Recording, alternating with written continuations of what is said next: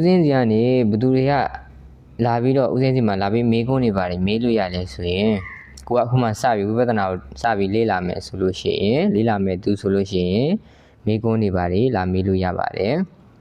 ဦးစင်းကအသက်18နှစ်ကနေပြီးအခု26နှစ်အထိเนาะ10နှစ်အတွင်းလေ့လာခဲ့တဲ့ဝိပဿနာသဘောတရားတွေကိုဦးစင်းလိုမျိုးအချိန်မကုန်တော့ပဲနဲ့ပေါ့နော်အချိန်သိမ့်မကုန်တော့ပဲနဲ့မေးမြန်းလို့ရမယ်ကိုမေးရုံနဲ့ကိုသိချင်တာသိသွားမယ်ဆိုလို့ရှိရင်ကိုယ့်ရဲ့အချိန်ပေါ့နော်တန်ဖိုးရှိရဲ့အချိန်တွေပဲဖြစ်ဖြစ်ကိုယ့်ရဲ့အသက်ဆိုတာကလည်းအာမခံလို့ရတာမဟုတ်ဘူးเนาะအဲ့အာမခံလို့မရတဲ့အသက်တွေအချိန်တွေအတွက်အကျိုးရှိသွားမှာပေါ့နော်အကျိုးရှိအောင်တကယ်လို့မေးချင်တယ်ဆိုလို့ရှိရင်လာမေးလို့ရပါတယ်ဒီလိုမေးတဲ့ဆိုတဲ့နေရာမှာလည်းဦးစင်းရှိမှပြောထားခဲ့တဲ့အတိုင်းဦးစင်းကငါသိငါတတ်ဆိုတဲ့စိတ်မျိုးဦးစင်းမှာမရှိဘူးဦးစင်းမှာအမြင်များတဲ့